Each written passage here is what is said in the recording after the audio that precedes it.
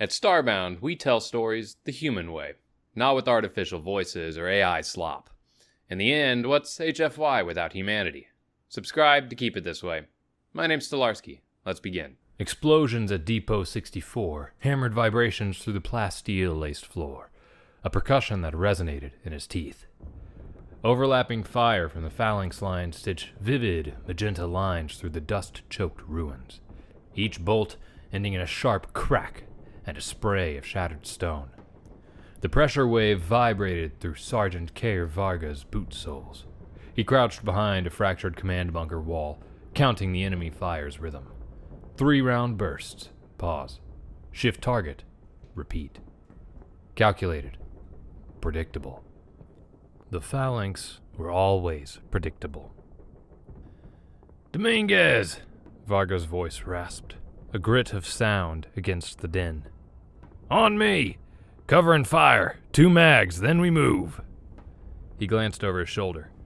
Private First Class Sammy Dominguez was flat against the concrete, his rifle held loosely. He stared at the spot where Corporal Jens had stood moments before, his eyes wide with shock.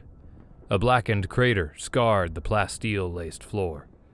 19, and on his first tour, Dominguez's face was a bloodless mask of sweat. His breathing was shallow and sharp. "Kid, now!" Varga barked. The phalanx fire intensified, a barrage splintering their cover. They were bracketing them, preparing to advance. Dominguez was a statue, an open target. Varga reacted, grabbing Dominguez's armor and hauling him toward a massive, overturned concrete slab a few meters away. It worked. Dominguez stumbled forward, his limbs unlocking. Varga followed half a step behind, rifle up, scanning the enemy line. He saw the muzzle flash, a bloom of magenta from a heavy plasma repeater. He registered its trajectory, a direct line to the kid's back. He reacted, shoving Dominguez hard. His push sent Dominguez sprawling behind the slab. For a half-second, the world was nothing but incandescent magenta. It struck Varga square in the chest. The impact replaced sound with a deafening roar of pure pressure. Brilliant, searing light bleached his vision. The impact felt like a planetary engine punching through his sternum. He flew through the air, limbs loose in 80 pounds of gear, and slammed into the wall he'd just left. For a second, all sensation vanished. Then, a sensation bloomed beneath his ribs, a physical fact separate from pain. His trauma dampener, a second-hand black market rig Command would have stripped from his spine if they'd found it, saw to that. A spike of phantom heat flared before the implant's combat protocols engaged and severed the connection. The fire vanished, leaving a dull, insistent pressure, as if a gravity press settled on his ribs. Varga blinked, the world slowly coalescing from a smear of gray dust and magenta tracers. The gunfire slackened. He heard shouting. His name, he thought. He pushed himself onto an elbow, then a knee. His chest plate was a ruin of slagged ceramic and molten gel, smoke curling from its edges. His fatigue's front was a blackened, smoldering mess. He got one foot under him, then the other. He stood, swaying slightly. Across the kill zone, the phalanx paused their advance, their fibrous ligament frames holding motionless. A small disc-shaped observer drone, one of theirs, hovered 20 feet away. Its central sensor, a concave dish of non-reflective black material rippling with micro-lenses, swiveled toward him, recording. Good. Let them watch. He looked past the drone and found Dominguez. The kid stared, his jaw slack, rifle forgotten at his side. Varga reflexively checked the ammo pouches on his belt, then his thigh pockets. Empty. He met the private's stunned gaze. "Kid," Varga rasped, his throat raw with dust and the bitter tang of spent charges. He cleared it and tried again. "Got a smoke?" In his mobile command post's sterile quiet, the battle outside played as a frantic, silent light show across a trio of suspended coolant gel displays. Executor Severin's tall form was unsettlingly asymmetrical. Plates of polished, biosecreted keratin, the color of a deep space bruise, protected his body. A framework of dense, fibrous ligaments pulled taut over a hydrostatic core. Dull, iron-dark veins that reflected no light traced patterns through the plates. His elongated head was smooth, save for two deep-set channels shimmering with thermal currents that vented waste heat from his cognitive processes. He observed the drone feed from Depot 64. He watched the data streams confirm his projections. Human units broke formation. Their return fire grew sporadic. Cohesion fell below the 20% threshold for a rout. Then, the anomaly occurred. He watched the human sergeant, designated Varga Care, shove the younger soldier to safety and take the direct hit from the plasma repeater. The thermal currents in Severin's cranial channels flared hotter as he cross-referenced the data streaming in. The bolt's energy signature read nominal for its class. The tactical database logged the human's armor specifications. He ran the energy dispersal model against the armor's known tolerances. The simulation returned a single, unambiguous outcome. Sensors log. Thoracic plate integrity nil, flashed the translator text at the screen's bottom. Kinetic force transfer 98%. Thermal bleed lethal. The expected result was a charred corpse, or a body incapacitated by catastrophic trauma. Instead, the feed showed the target stirring. It rose to its feet. The smoke rising from its torso suggested third-degree burns across the entire thoracic cavity.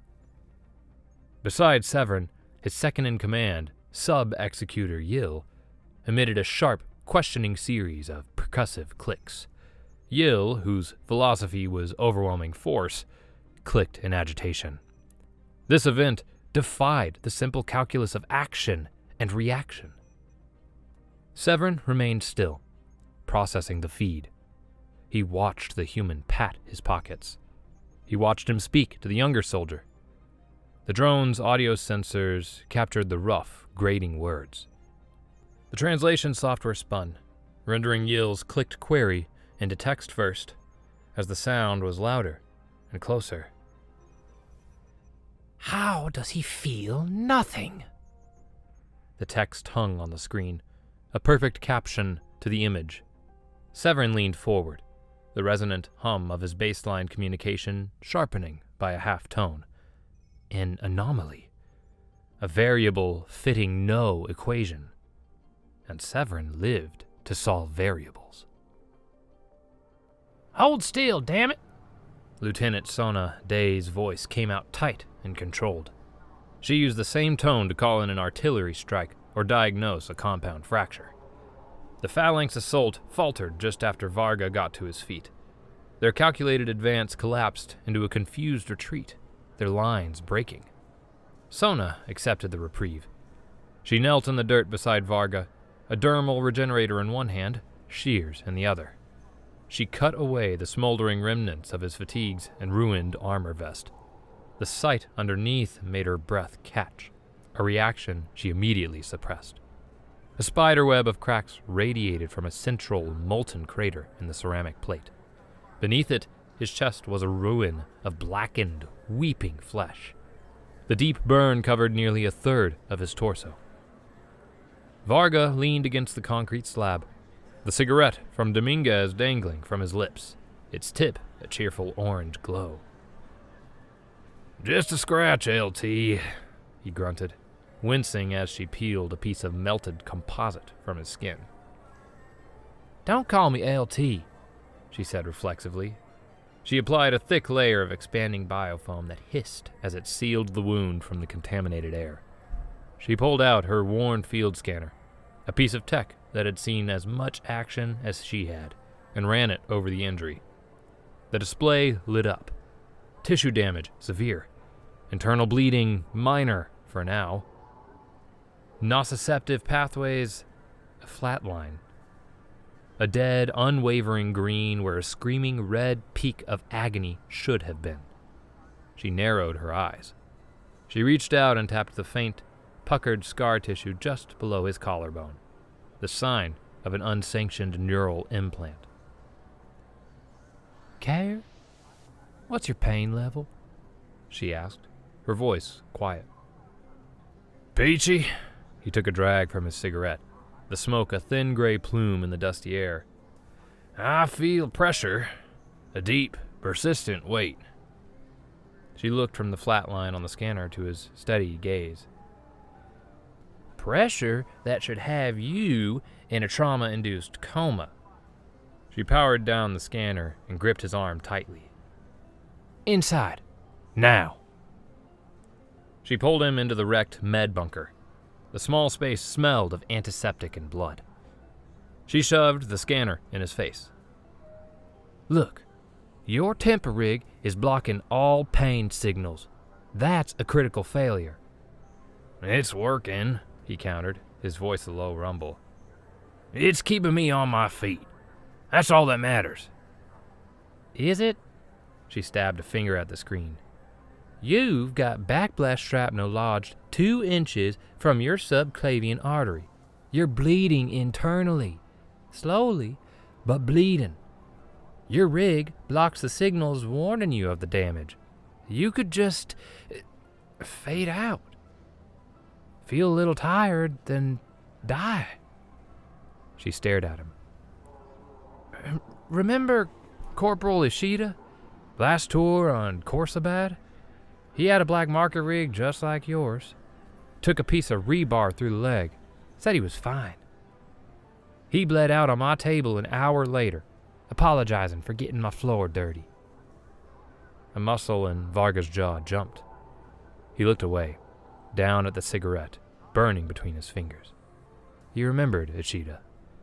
A good man. He crushed the butt under his boot. It's holding. I'm fine. For how long? She pressed. This glitching piece of tech will get you killed. He met her gaze, his expression hardening. The phalanx pulled back, Sona. They saw me get up, and they pulled back. How many of our people are alive right now because of this glitching piece of tech? She turned away and slammed vials and packs into her medkit. The story spread everywhere by the third shift change. Terran Intel picked up the raw footage from the intercepted Phalanx drone feed, sanitized it of compromising tactical data, and leaked it to the public nets. It replicated across the public nets with a contagion's speed. Pundits, veterans, and news feeds from Terra to the outer colonies played the clip on a loop. The one where he took the hit. The one where he got back up. The one where he asked for a smoke. Someone found the Phalanx's subaltern's audio on the feed's secondary channel. An amateur linguist translated it. Within hours, every broadcast appended the quote, "How does he feel nothing?" They named him Matchstick Varga, because he took the heat and just wanted a light. Stupid. Perfect. Varga sat in the mess tent, nursing a mug of lukewarm ration broth that tasted of synth protein and salt. His platoon's other troops gave him a wide berth, muttering when they thought him out of earshot. Dominguez, who sat at a nearby table, kept staring, as if Varga might burst into flames at any moment. The tent flap opened, admitting the alien sunset's harsh orange light. Company Captain Elspeth Reed walked in, her expression fixed. A stranger in a major's uniform so crisp it looked synthesized that morning trailed a step behind her. A fixed smile remained on his face, the skin around his eyes unnervingly still. A PsyOps officer. Varga felt a knot of cold dread. "Sergeant," Reed said, her voice strained. "This is Major Tiernan. He's here from Sector Command." "Sergeant Varga," Tiernan said, his smile widening. An honor. You've become quite the celebrity. Varga just nodded, taking a slow sip of his broth. A self-sustaining narrative has taken root, the Major continued, pulling up a chair opposite Varga. He sat with an ease that ignored the tense grime and smell. An organic morale event. High Command is pleased. Your spontaneous action has boosted public support for the war in this sector by 12 points. War bond sales are up. My spontaneous action involved a hole blown through my chest, Varga said, his voice flat. Tiernan's smile persisted. And your reaction was perfect. Stoic, resilient, human. The narrative we need right now. He gestured to a corporal standing by the tent entrance, who brought forward a heavy-looking footlocker. Tiernan popped the latches. Cartons of ash prayers, the standard military-issue cigarettes, filled it to the brim. A cocktail of stimulants and antitoxins laced the paper, designed to counter fatigue and common phalanx chemical agents. A gift, Tiernan said, from a grateful command. He slid a data slate across the table. And a new operational directive. Varga picked it up. The simple directive was couched in pages of official jargon. His platoon received a reassignment to proactive patrols along the front's most contested parts. And his specific mission parameter was a single word: visibility. You want me to be a target, Varga stated. We want you to be a symbol, Tiernan corrected. Let the phalanx see you. Let them see the man who gets back up. Let them waste ammunition, resources, their focus on you. Every shot they take at you misses another soldier. Varga stared at the Major, then at the crate of cigarettes, then back at the Major. Only the tent fabric flapping in the wind and the distant hum of the base's generators broke the silence. Do I get hazard pay? Varga finally asked. The PSYOPs officer's smile was bright and distant as a pulsar. Your contribution to the war effort has been noted, Sergeant. Executor Severin dismissed the after-action report with a wave of his three-fingered hand. The data confirmed what he already knew. The assault on Depot 64 failed its primary objective precisely because his phalanx deviated from the plan. Their combat protocols faltered, compromised by a spectacle that defied their processing. They should have pressed the attack, Sub-Executor Yield clicked, his resonant hum sharpening with agitation. The humans were broken. Their moral was in free fall. We witnessed it. We also witnessed a deviation you cannot account for, Severin replied, his translated voice an even tone. He brought the drone footage of Varga back up on the main screen, freezing it on the moment the sergeant stood, smoke pouring from his armor. Your analysis of human emotion as a tactical flaw is useless, but yields only passive data. It is a weakness to be exploited, Yield insisted. Or a variable to be solved, Severin countered. He gestured to a secondary screen, where columns of figures glowed in the dim light. I cross-referenced the plasma repeater's energy signature with the Terran's M5 composite armor specifications. The numbers were irreconcilable. The ceramic plate's disparal coefficient guaranteed lethal energy transfer. The human should have been superheated inside that armor. Yield stilled, the thermal currents in his cranial channels slowing as he processed his superior's logic. Propaganda, Yill finally offered. A trick. Perhaps the bolt was a low-yield round, a staged event. The energy readings were authentic, Severance stated. The drone's sensors are incorruptible, which leaves only the anomaly. He paced the command deck's length, his movements smooth and deliberate. He stopped in front of the screen, tilting his head as if studying a complex equation. And anomalies must be tested. An untested variable threatens the entire system. He turned to Yill, heat shimmering from the channels in his head. Prepare a sniper team. Equip them with a hyper-velocity railgun. I want to see how this matchstick reacts to a solid slug traveling at Mach 8. The propaganda says he feels no pain. The data will reveal the truth.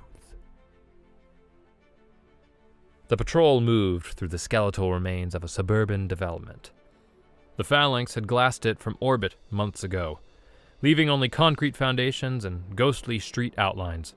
The air hung motionless.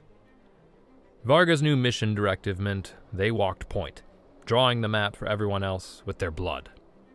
He kept his platoon spread out, moving in staggered formation from one piece of blasted cover to the next. Dominguez covered his six, his rifle grip slick with sweat. Sarge, he whispered over their private comm channel. Intel said this sector was clear. Intel says a lot of things, Varga murmured back, scanning the shattered husks of buildings. Mostly it says things that get people killed. A sharp crack, higher pitched than plasma, split the air. A hypersonic projectile broke the sound barrier inches from Varga's head. A puff of pulverized concrete exploded from the wall beside him. "Sniper!" someone yelled. The squad dropped as one, seeking cover in the rubble. All except Varga. He remained standing, his rifle held loosely at his side. He stood perfectly still. He knew this was a test. A message. He felt Severn's cold, analytical gaze on him from miles away. Let's give him a show. He turned his back to the sniper's suspected position, a collapsed comms tower 1,000 yards out. He reached into a pouch and pulled out an ash prayer. He held it up, ensuring its visibility. Then he brought out his brass friction igniter. The battered brass was a relic. He'd carried it for 15 years. It was as much a part of him as his knuckle scars. He flicked the wheel. A spark. A flame. He lit the cigarette. The igniter's rasp was sharp in the sudden quiet. He took a long drag, held it, and then blew the smoke out in a lazy ring. He stood there for a full 10 seconds, an unmoving target. The sniper held fire. Later, back at the forward operating base, Sona cornered him in the maintenance bay. She held up a data slate showing their patrol logs. They were scanning you, she said, her voice clipped. She pointed to a faint energy signature focused on his position. Low power emission sweep, thermal, biosigns. They were trying to get your vitals from a distance. They were watching to see if your heart rate went up. Did it? He asked, field stripping his rifle on a greasy workbench. A metronome, she said, her tone clipped. But the point is something else. This is a game to them, and you're the game piece. The next day, the stakes changed. Command wanted them to flush a phalanx nest from a ruined maglev station, but jamming so powerful it felt like wading through code prevented coordination with the flanking platoon, Bravo Company. Varga stood on a ridge overlooking the station, watching the heat shimmer rise from the twisted metal. He took a drag from his cigarette, an idea forming. He looked at the glowing tip, then at the thin column of smoke rising in the still air. He took another drag, longer this time. He let out 2 short, sharp puffs of smoke. He paused, then released one long, sustained plume. Across the battlefield, nearly a mile away, a Bravo Company fire team leader lowered his binoculars. He'd served with Varga on 2 prior tours.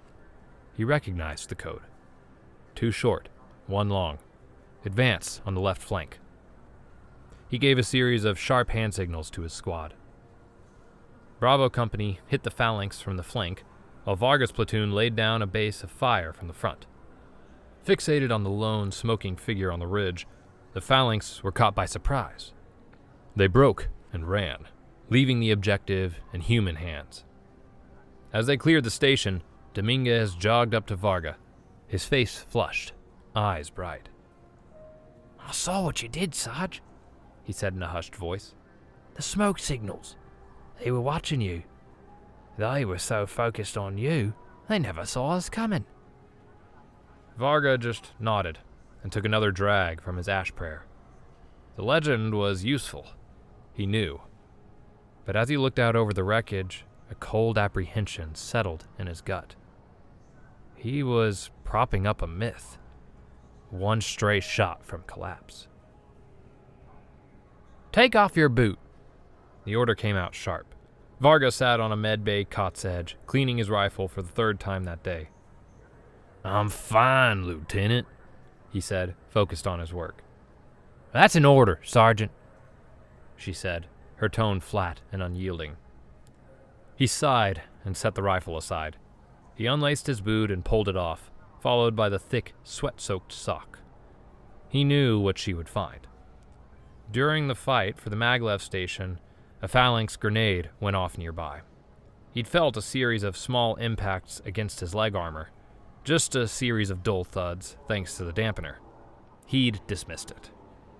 Sona's sharp intake of breath confirmed it. She knelt, her mouth a thin line. Jagged shrapnel had punched straight through his calf's composite armor. The wound was an ugly, inflamed purple, streaked with the red lines of burgeoning infection. Deep. She cleaned the wound with swift, economical motions, her touch firm. She injected a broad-spectrum antibiotic into the muscle, then applied a fresh synth skin dressing. "This is what I was talking about, Care," she said finally, her voice a low growl as she pulled the synth skin tight. "This has festered for at least a day. Another 12 hours, and you'd face systemic sepsis. You're numb, a passenger in your own body. One of these days, you'll bleed out or rot from the inside, and last thing you'll feel is a little tired." He looked down at his leg, at the clean white dressing covering the unseen wound. "It's a trade-off," he said, his voice quiet. "It's a suicide pact," she shot back, standing up to face him. "This legend, it will kill you. And for what? A morale boost? A few good propaganda clips?" "It's keeping our people alive," he argued, his voice rising to meet hers. "Bravo Company took that station today with every soldier coming home. Every phalanx gunner was trying to get a lock on me.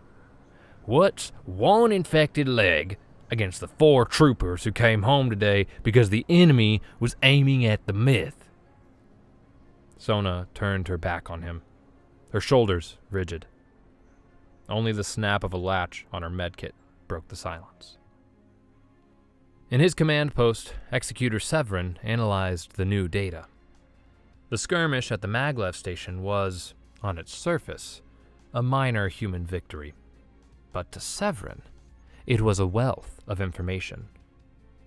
He replayed the footage from multiple drones, the thermal currents in his cranial channels pulsing as he tracked the heat signatures and vapor trails. The human sergeant Varga had stood on a ridge, a point of singular focus. Then the coordinated multi-vector attack from the other human units. The timing was too perfect for coincidence, especially with active communications jamming in effect. He isolated the footage of Varga, zooming in on the smoke rising from his position. 2 short puffs, a pause, 1 long plume, a signal. He is a symbol and more, Severin processed aloud, the translated words appearing on his main screen. He is a communications hub, a primitive but effective method of command and control under jamming conditions. Then we will target the smoke source, Sub-Executor Yill clicked from his console. A single artillery shell would resolve the anomaly. Severin turned his long, smooth head toward his subordinate. A simple response for a simple mind. Destroying the signal man only forces them to create another. We will instead turn their symbol against them. He strode to the engineering console and brought up the schematics for a standard issue phalanx thermal flare. Their system relies on a single point of truth. We will introduce multiple conflicting truths. We will corrupt their data stream at its source. He issued a series of clipped commands to the engineering team. Modify these flares. Replicate their symbol, a point of heat and a plume of vapor. The heat signature must match that of a human body. The vapor must be chemically configured to mimic the particulate matter of their nicotine delivery devices. Add post emitters. Give me control of the signals from this console. The lead engineer processed the request, its own biosecreted keratin shell shifting with a series of soft clicks. The modifications were complex, but possible. He will see his own ghost, Severin said, his resonant hum dropping to a low, predatory frequency. We will use his language to lie to him. We will turn his greatest strength into the catalyst for his own destruction. The mission was to take a fortified crossroads designated Objective Serpent. According to command, it was a key tactical position controlling supply lines into the valley. Intel suggested light defenses. Varga knew better. Light defenses was commander speak for, our intel is gone, but we need it taken yesterday. They advanced through a narrow canyon, the Skane Maw. High, sheer rock walls rose up on either side, casting the gulch in deep shadow. Every instinct warned Varga of a trap. As they neared the crossroads, he saw it. A plume of smoke rising from a forward position, a rocky outcrop overlooking the objective. He raised his binoculars. 2 short puffs, 1 long plume. Advance on left flank. His own signal, telling them the way was clear. His squad saw it too. Shoulders relaxed and troopers exchanged nods. It's clear, Sarge, Dominguez called out, a grin on his face. Matchstick's already up there. But Varga's stomach tightened. The puffs of smoke were too uniform, the timing too exact. His own signals were messier, shaped by the wind, by the draw of his breath. This was a clean reproduction. A recording. "Hold," he commanded, his voice tight. But Sarge, the signal— "It's a lie," Varga said. On the far side of the gulch, another fire team from his platoon, seeing the same signal, broke cover and began moving toward the crossroads. Heavy plasma repeaters opened up from concealed positions carved into the canyon walls. Mortar tubes coughed, and seconds later, the ground around the advancing fire team exploded in fountains of rock and fire. The air filled with the shriek of incoming munitions and the blinding magenta glare of plasma bolts. The smoke signals had been decoys. The phalanx had lured them into a kill grid. Varga and his team were pinned down. The trap sprung. He watched as 2 of his soldiers were cut down in the initial volley. Sona was already moving, low crawling through the storm of fire to get to the wounded. A stray plasma bolt ricocheted off the rock above Dominguez, showering him with hot fragments. One caught him in the arm. He yelped, more from shock than pain. Sona was there in a flash, applying a pressure bandage. As she worked, Dominguez looked past her and met Varga's gaze. A flicker of accusation replaced the awe in the kid's face. I thought you'd know, Sarge, the kid stammered, his voice trembling.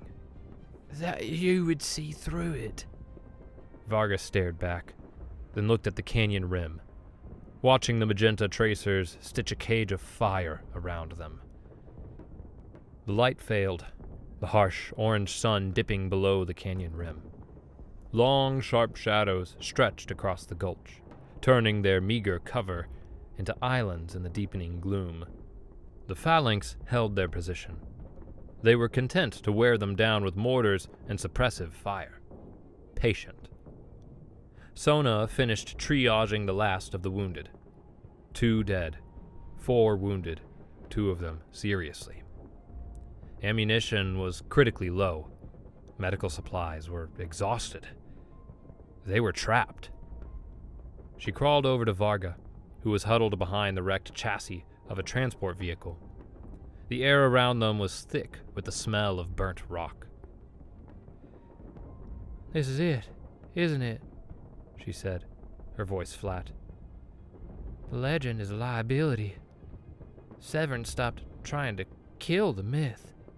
He's using it as bait. Varga nodded. His target is me.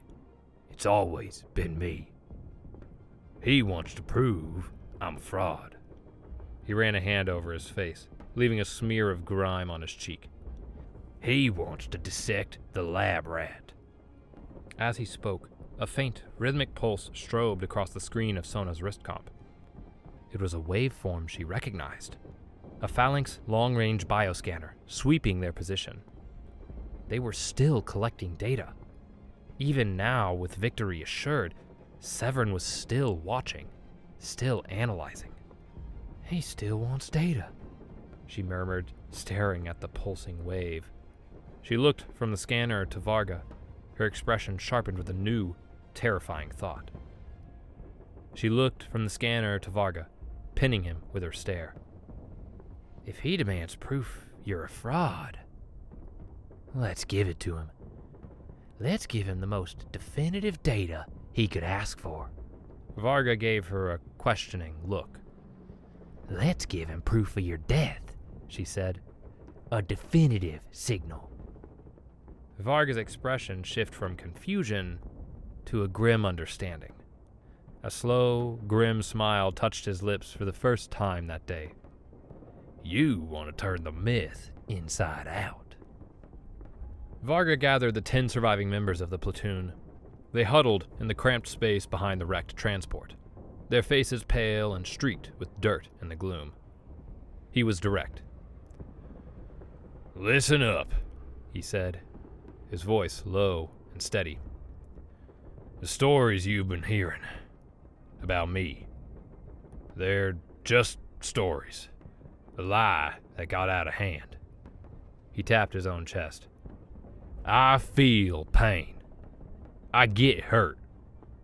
My gear just hides it, most of the time. He let that sink in. He saw confusion on some faces, disillusionment on others. Dominguez just looked at the ground. The Phalanx commander, this Executor Severn, he's obsessed with the story. He built this whole trap just to prove it's a lie. That obsession is a weakness. And we're gonna use that weakness to kill him. He looked to Sona. She took over, her voice crisp and professional, as she laid out the medical side of the plan. The Phalanx are sweeping us with bioscanners, she explained, holding up her wrist comp. They're monitoring our life signs, specifically the sergeant's. She pulled a small, flat device from her medkit. This is a biosignal disruptor. It's designated to scramble a person's biometrics to fool automated medical systems. I can modify it to broadcast a flatline signal. To their scanners, it'll look like cardiac arrest. It will look like he's dead.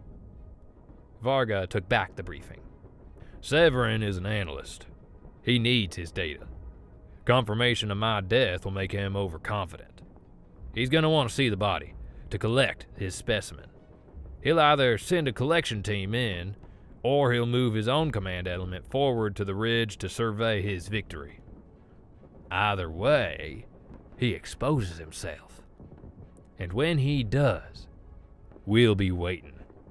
He pointed to a large, unexploded mortar shell half buried in the dirt nearby. We'll use a shaped charge from this to simulate a direct mortar hit on my position. It's got to look real. The troopers looked at each other, the sheer audacity of the plan settling over them. It relied on a dozen gambles, all centered on the predicted psychology of an alien commander they had never met. Dominguez was the first to speak.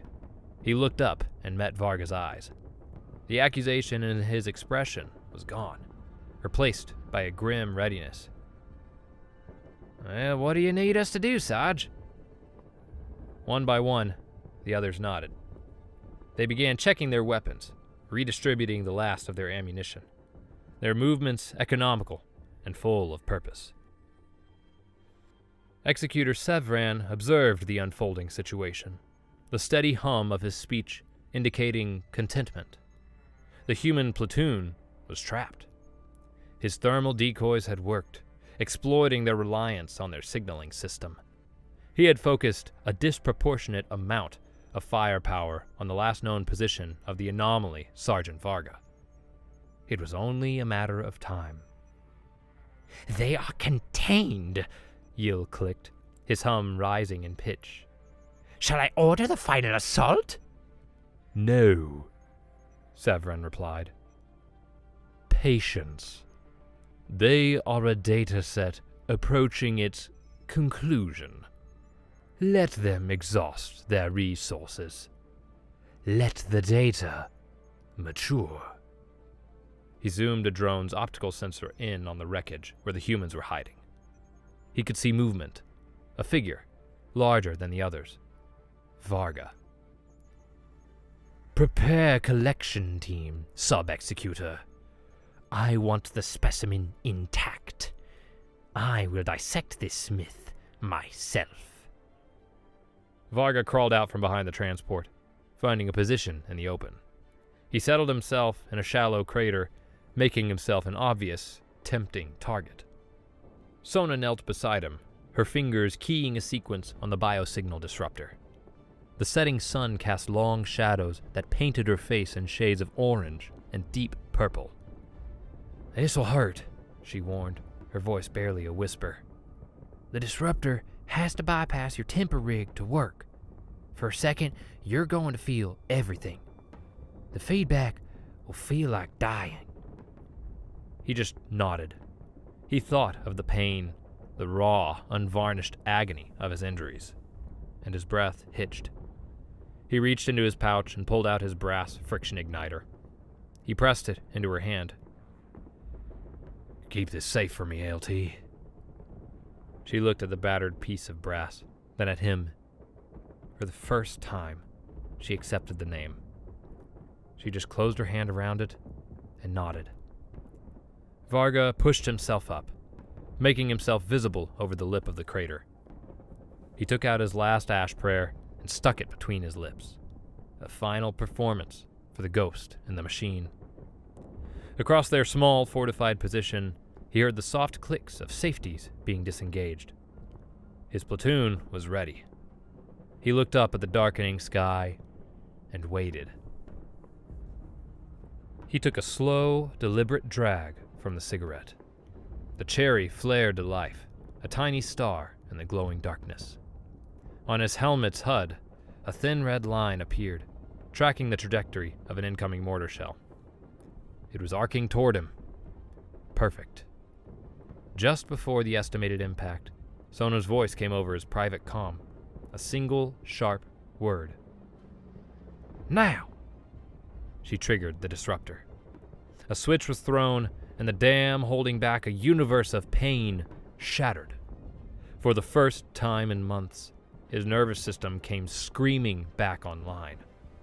The white-hot, molten agony on his chest. The deep, grinding ache of infected shrapnel in his leg. A dozen smaller, forgotten injuries. A bruised rib, a sprained wrist, the phantom ache of old wounds. All roared to life at once, a wave of agony that stole his breath. Then the disruptor's energy lanced through his spine. It was a feeling of pure, weaponized electricity, a system shock that overloaded every synapse. His vision flared white, then vanished. The shaped charge Sona had placed near the crater detonated with a deafening roar, throwing a plume of dirt, rock, and debris high into the air. On Executor Severn's command screen, the pulsing green waveform that tracked the human sergeant's life signs convulsed, spiked, and then collapsed into a single, static, horizontal line. Yill emitted a sharp series of rapid clicks. Severin watched the flatline for a full, silent second. The data was conclusive. Anomaly resolved. Order the collection team to advance, he commanded, his voice flat and steady. and move my command vehicle to the ridge. I wish to observe the retrieval, and I want a high-resolution tissue scan before they move the body. Sona crouched over Varga's still form, her fingers pressed against his neck, feeling for a pulse that she knew was still there, however faint. The biodisruptor had done its job. To the phalanx scanners, he was a corpse. In her hand, she held a high-dose stimulant injector. She waited. The platoon held its breath, a collective stillness in the heart of the gulch. Through the dust and smoke, they saw them. A phalanx collection team, 6 of them, moving into the kill zone. They walked with a casual confidence, their plasma rifles held at a loose port arms. They were scientists, not soldiers, coming to claim their prize. And then, as planned, a larger shape appeared on the canyon ridge.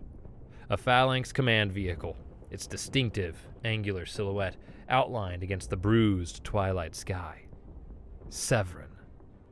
The platoon's ranking sergeant, a grizzled veteran named Corley, gave the signal. A soft double-click over the comm. A dozen different heavy weapons, all carefully aimed at pre-sighted targets, fired at once. An anti-tank rocket screamed across the gulch and slammed into Severin's command vehicle, engulfing it in a blossoming fireball. Simultaneously, heavy machine guns and grenade launchers tore into the exposed collection team, shredding their thin, biosecreted keratin shells and turning them into heaps of broken material. Aboard his burning vehicle, Severin had just enough time for one final calculation. The coordinated fire, the timing. They were a coordinated hunting party. They had baited him. The thought fractured as the vehicle's power core breached.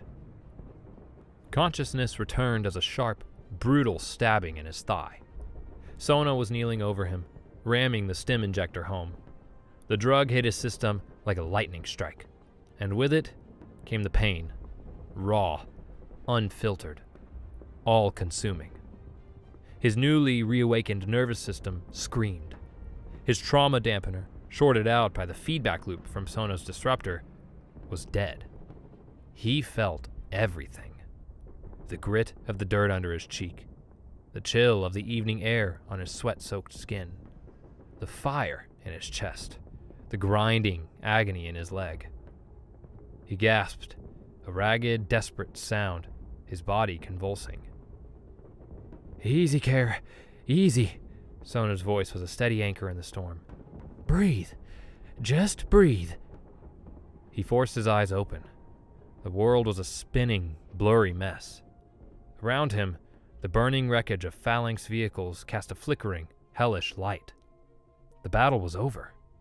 His platoon was moving through the gulch, securing the area, their movements calm and professional.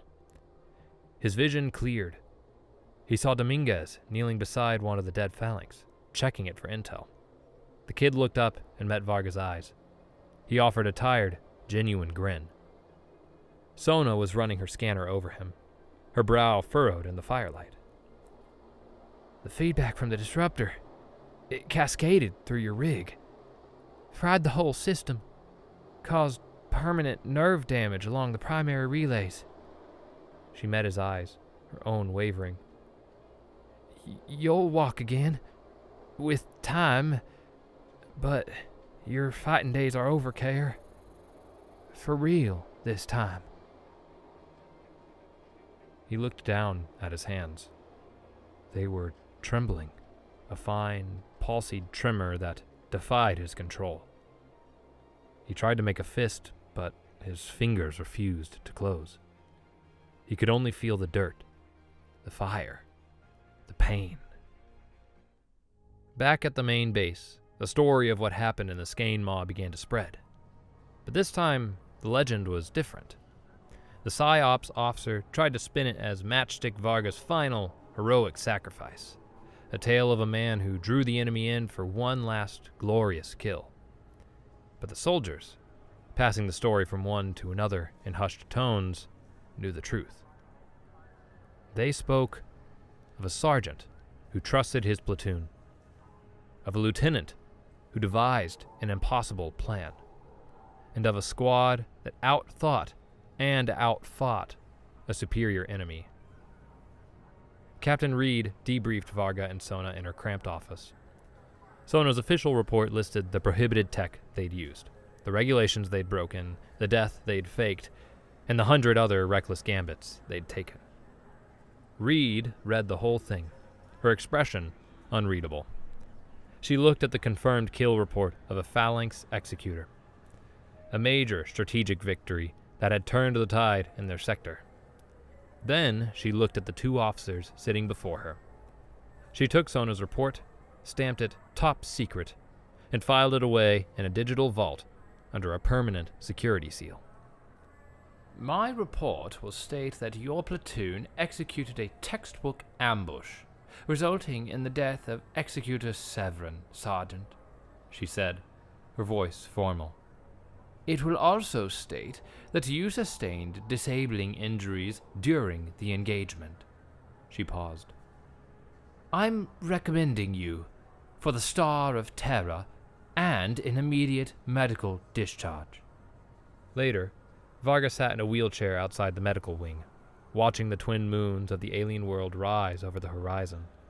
His hands still trembled, a constant, frustrating reminder of the price he'd paid. Sona came and sat on the bench beside him. Silence settled between them. He fumbled with a cigarette and his old brass igniter, but his shaking hands failed him. The igniter clattered to the ground. Sona picked it up. She looked at it for a moment, then sparked it to life with a sure flick of her thumb. She held the flame steady for him. He leaned forward and lit his ash prayer, the smoke curling into the cool night air. Guess you'll have to quit, she said, her voice soft. He took a long drag, the stimulants a faint buzz against the tremor in his nerves. He looked at her, at the way the moonlight caught in her dark hair. Or, he said, his voice raspy, let you help. 1 year later, Care Varga stood before a class of new recruits at the Orbital Training Academy above Saturn's moon, Rhea. He walked with a cane, his left leg stiff, and his hands still had a faint, persistent tremor, but he stood tall. On the breast of his instructor's uniform was the purple and silver ribbon of the Star of Terra. Beside him, Captain Sona Day, now the Academy's lead instructor in advanced combat medicine, watched, a small smile on her lips. Command will tell you about heroes, Varga said, his voice carrying across the sterile lecture hall. It was stronger than it had been, steadier. They'll show you videos. They'll create legends. They'll tell you that courage is a state without fear or pain. He leaned forward on his cane and swept his gaze over the young, eager faces. That's a lie. Courage is a choice. It's what you do when you're terrified. Pain is a signal. It's what tells you you're still alive. The only story that matters is the one that gets your people home. Remember that. All the rest is just smoke.